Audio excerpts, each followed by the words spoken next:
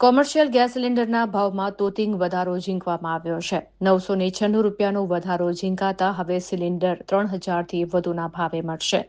Commercial સિલિન્ડરના ભાવમાં અચાનકથી તોતિંગ વધારો થતા રેસ્ટોરન્ટ અને હોટલ ધારકોને હાલાકીનો સામનો કરવો પડી રહ્યો છે। 1 મેથી કોમર્શિયલ સિલિન્ડરના ભાવમાં 996 રૂપિયાનો વધારો થતા ગેસ સિલિન્ડર હવે 3000થી વધુના ભાવે વેચાશે, જેને કારણે રેસ્ટોરન્ટમાં જમવાનું મોંઘું થઈ શકે છે। વડોદરા શહેરની અલગ અલગ રેસ્ટોરન્ટમાં લોકોને ભાવ વધારાને કારણે તકલીફ પડી રહી છે અને એમને જમવાનો ભાવ પણ વધારવો પડે તેવી પરિસ્થિતિ ઊભી થઈ છે। અમારી રેસ્ટોરન્ટ રેલવે સ્ટેશનની સામે છે અને 8 થી 10 વર્ષથી અમે ધંધો કરીએ છીએ, વેપાર કરીએ છીએ રેસ્ટોરન્ટનો।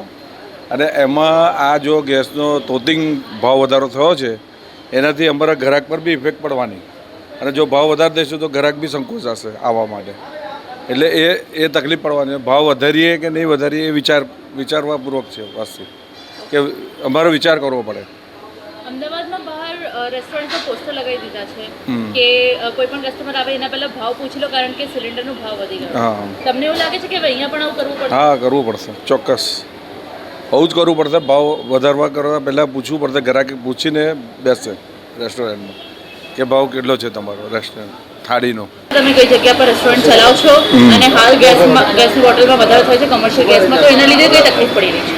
એમાં ધંધામાં ઇફેક્ટ તો પડવાની જ છે, કારણ કે જો ભાવ વધારવા જઈએ તો ગ્રાહક આવે નહીં, અને ગ્રાહક मतलब આવવામાં થોડી તકલીફ પડે, અમને ધંધો કરવા तकलीफ पड़े।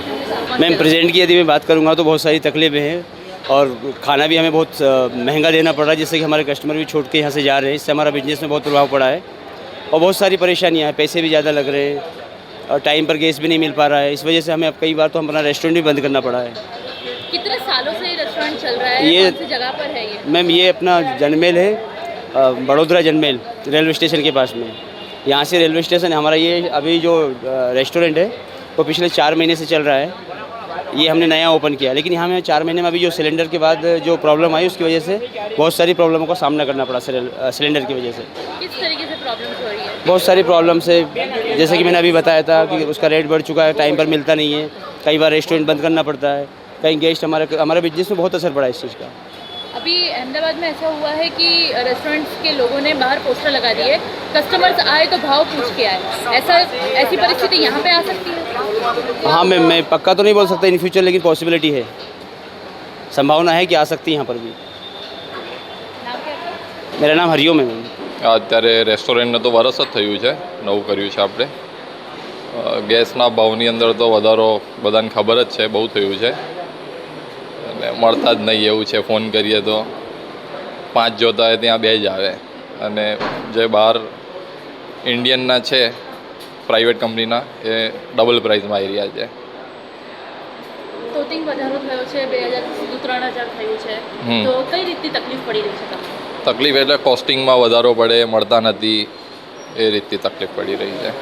જમવાનો ભાવ વધારે થઈ શકે? ના, અત્યારે તો એ જ રાખ્યું છે, હવે વિચારીએ ફટાફટ જેવું હતું નોર્મલ થઈ જાય, હજી તો થયું નહીં।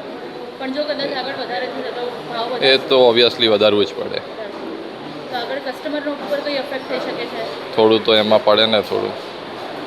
એવું લાગી રહ્યું છે કે હવે પોસ્ટર લગાવી દેવું પડશે જેમ અમદાવાદ? ના, એમ તો લોકો તો લગાવી રહ્યા છે, આપણે તો હજી નહીં લગાવ્યું, જોઈશું હવે આગળ શું થાય। શું નામ છે તમારું? उज्ज्वल राजपुरोहित, खेतेश्वर स्वीट एंड गुजराती थाली। अभी तकलीफ पड़ सकती है, जैसे मैं बेंगलोर में जॉब करता हूँ, वहाँ पे तकलीफ काफ़ी पड़ रही है। वहाँ पे नॉर्थ इंडियन नहीं मिलता है खाना। अभी उन लोगों ने अपनी प्राइस हाइक कर दी, जैसे इडली 25 की होती है तो उन लोगों ने 95 कर दी, 35 कर दी है, तो वहाँ पे ज़्यादा हो रही है। जो जॉब्स करते हैं IT में और जो वहाँ पे, तो उनको तकलीफ हो रही है। वहाँ पे सिर्फ साउथ मील ही मिलता है अभी, क्योंकि डोसा वोसा उनमें ज़्यादा कंडक्शन होता है इसका सिलेंडर्स का। यहाँ पे तो मुझे लगा नहीं है ऐसा। अभी मैं आज आया हूँ मतलब राजस्थान में, और हमारे राजस्थान में भी ऐसा कुछ नहीं है, लेकिन होता है, इफेक्ट होता है। दिल्ली में, गुड़गांव में इफेक्ट हो रहा है, इस चीज़ का ज़्यादा इफेक्ट हो रहा है। तो वही है, जब तक, और मेरे को लगता है कि इसका सॉल्यूशन हो चुका है, बट जो मीडिएटर्स हैं बीच में वो लोग सिलेंडर्स प्रोवाइड नहीं कर रहे हैं, उनके कारण से हाइक हुआ है प्राइस। है स्टॉक्स काफ़ी है, गैस सिलेंडर स्टॉक्स है, और वो मीडिएटर्स है जो उन्होंने स्टॉक कर रखा है अपना, जो मेरे को पता है जिस हिसाब से मतलब काफ़ी है, तो सब जगह अवेलेबल है सिलेंडर्स, बस जस्ट मीडिएटर्स के कारण आम कंज्यूमर्स के पास नहीं पहुँच रहा है वो।